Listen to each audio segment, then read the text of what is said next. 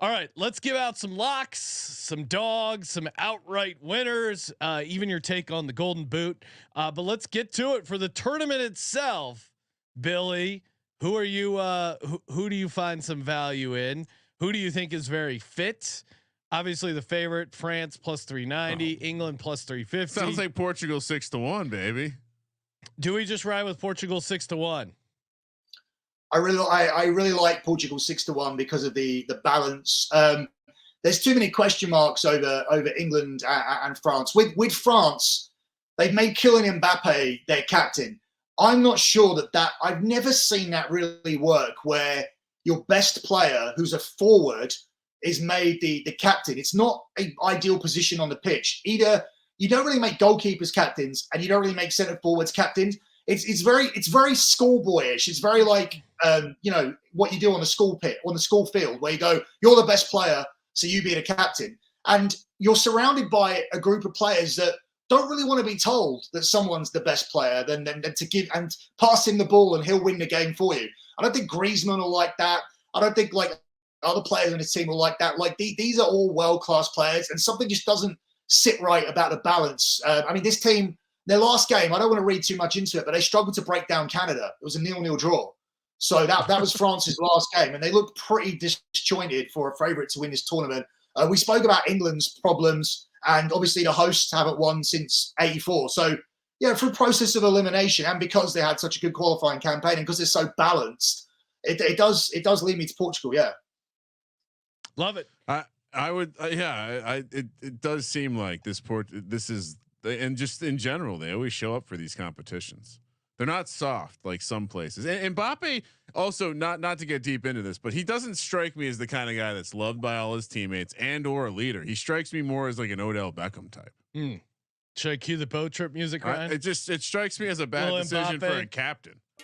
I don't know. Like everyone's fucking good. Maybe get one of those like big defensive guys who can just put everyone in their fucking place. What about you know the Mbappe story from why he stayed 2 years at PSG? Well, no, let's hear it. Well, he agreed to stay 2 years if he could have a say in the coach and all of the players that they purchased. That was the only way that he would stay. He's LeBron. So he wanted it. Yeah. That's unbelievable. All right. And then he's still left. I'm out on that. Yeah. Billy, what do you like? Do they call it the Golden Boot here for the Euros? Who do you like for that? Most goals scored. So there's players I like more logically because you want to take teams that are going to advance as far as they can. But I did some research on this, and since the market was available in 1996, the average odds for the top goal scorer are 34-1. So if you add up all the people that have won it, the average odds come in at 34-1, which means that your favorites aren't usually winning this. It's somebody who has a standout performance in the group stage or carries his team on his back. I like Ronaldo because I do think Portugal are going to go far. I think they're going to go through to at least the semi-finals. Lukaku was the top goal scorer in qualifying. So I'm staying away from Mbappe and Kane, and I'm looking at Lukaku and Ronaldo. But if you go way further down, there's a Ukrainian striker. Yes. I'm trying to find his price here. Artem Dovbyk. I've got him around about 50-1. Sean, write this down. So the reason I like him is because he's just carried a team called Girona in Spain, who are a mid-table team in Spain, and they have just finished second. I think they finished second or third in the end. I think they finished third, but they qualified for the Champions League due to the fact that he scored 24 goals for Girona this season. So he is in red hot form, and it's difficult to score 24 goals for Girona.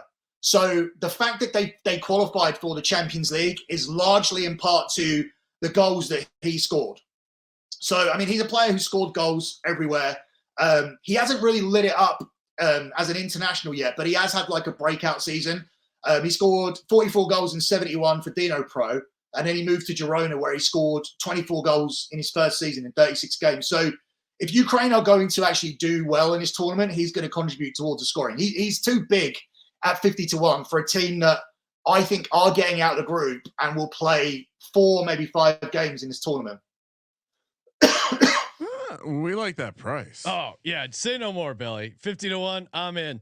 All right, let's do it. Let's give out a dog and 2 locks. And of course, if you haven't already, make sure you subscribe to the Soccer Gambling Podcast wherever you get your podcast. Kramer, Just to be clear, we're not sprinkling Red Bull to win it all, aka Austria. No chance there, Billy. 70-1. I mean, they're the informed team going into it, but I don't think they have enough quality to. I think at some point, much like so in the league in Europe this year, there was a team called Bayer Leverkusen who were undefeated for the entire season. They even won the German league ahead of Bayern Munich, and they implement a similar type of style, moving the ball around very quickly, pressing high up the pitch. But eventually, in the Europa League final, they got found out. The tactic to play against them was basically just to sit in and not overcommit and let them, because they want you to overcommit so they can create space and play around you. Now, I don't want to get too deep into the tactical side of things, but my point is that 4 or 5 games into this tournament, if Austria are having a great tournament, one of the top managers in this tournament, like a Deschamps, will work them out, and they'll work out a way to beat them. Because at the end of the day, there are too many teams in this tournament that have better players than Austria. So whilst Austria may be a great team with like great chemistry, I think they'll get worked out by a coach, and it'll be difficult to see them going all the way. But I strongly like them to get out of their group. So here's the plan then, Sean. When they get out of the group and they're massive underdogs in that first elimination round, then we look to maybe play them to shock the world. Single game, shock the world. All right, I like maybe it. First half, shock the world. Kramer, what's your dog and 2 locks? I like how you're having me go. Well, based on the excitement that we heard from Billy here, I think first of all the France Austria exacta box. Let me pull up that the plus 250. I think it was. Let me see here. France Austria 1-2 any order plus 250. Yes. I believe that's what it was. I'm just confirming that's going to be, is that a dog or a lock? You think that's probably a lock, right? Your call. It's plus 250. So qualifies. Yeah. We'll go lock with that one. Okay. Yeah. France. Oh, sorry. No, plus 400 was the, no, the exact is plus 400. Yeah, you're right. The box you're right. is 250. You're right. Oh shit. That's right. I wanted to get excited. All right. The lock, number 2. Wait, so what's your first lock? That one, the box or the box plus 250. Okay. France and Australia. Lock number 2. Austria. Yeah, we've been confused. I confused Austria for Australia yesterday on the golf episode. Yeah, they're fine. Ukraine to win the group. We're gonna lock that up as well. Oh wow! And what's your dog? My dog. Oh shit! Actually, make Ukraine the dog, and then my other lock's gonna be Portugal 9 points 2-1. Okay. Shopping hungry. Ryan is very hungry. Okay, for me, first lock. I mean, Spain to win the group at plus 100 that's a delicious value, great steal. My other lock, give me Hungary to advance, and then for my dog, I'd like everything that Kramer gave out as well. We're on a lot of the same sides, but I'll go with Denmark plus 490. I know a choker when I see one, and this England team is going to. They might advance, but I don't think they're going to win this group. Billy, you can print that. You can tell your lads over there that Denmark is coming for them. Plus 490 to win the group. Denmark, Serbia exacta box is 14-1. That's interesting, but I think I kind of like the Denmark one. England too, because I don't think they're going to completely shit the bed, but I think them fucking around and losing one game that they shouldn't, I think is certainly in the realm of possibility. I've watched too much international football, aka soccer, in my day. Billy, close it out. What's a dog and 2 locks you like? Okay, so my lock is Portugal to reach the semi-finals. I don't know if you have that, but I mean. There might be a different way, an alternative way to bet it. Do you have maybe Portugal to reach the final? I do. Oh, you have to reach the semi. Okay, cool.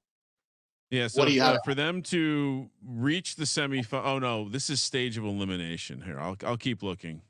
Continue. Portugal to reach the semis. Okay. I got Portugal to reach the semis. Now, my other bet, which is a very might be a niche prop, is over 1.5 matches to go to penalty shootouts. Now, you're going to have 15 cracks at that, where some of these teams that get through, when these lesser teams go through, they're going to carry on playing tight and cagey football. In the last World Cup, we saw Spain get pushed to penalties with Morocco in a game where Spain absolutely dominated the ball and just couldn't score. So Morocco's entire strategy was to implement the low block, play horrible tactics, horrible football, and try to force games into penalties or to nick a goal, which they did successfully against Portugal when they won 1-0. So I certainly think that with these caliber of teams guaranteed to get through to the round of 16, that this play could hit over 1.5 shootouts, could hit before we even get to the quarterfinals. I think we could actually have that in the round of 16. But I mean, a final, for example, a final is always a chance that could go to penalties, because finals, we know we love the finals and get the biggest ratings and we all want to watch the finals, but finals are notoriously cagey. In fact, I took my Champions League lock for the final was on the under, and it hit easily. In fact, since 2018, 6 straight finals in the Champions League have gone under. So, you know, if a game's going under, it's cagey, and cagey games can go to penalties. So, yeah, over 1.5 is not the right line. I think I would have set this at over 2.5. So there's definitely value on the over. For a dog, let me try and find a dog. I'm gonna go for. So you got stage of elimination there, right? Yes. Did you say you had stage of elimination? I'm going to go for Austria, stage of elimination, quarterfinals. So I got that at plus 500. Right. Yeah. Because I think that's where they'll come unstuck, when they come up against a team in the quarterfinals. When they become the underdog team that people are talking about, I think the pressure will get to them. Yeah, I think that's where they'll go.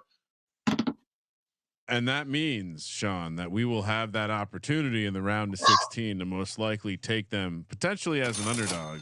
So make sure we put Josh let's make sure we note that in the calendar. Austria round of 16 mega whale play. Shout out to Red. Fucking wheel, man. In all honesty, I'd like to take both Austria and Ukraine to be eliminated in the quarters, because I think that they're the two teams out of all the if you disregard all the fashionable teams everybody's talking about, they are the teams who from the lower end of the market who can make a run.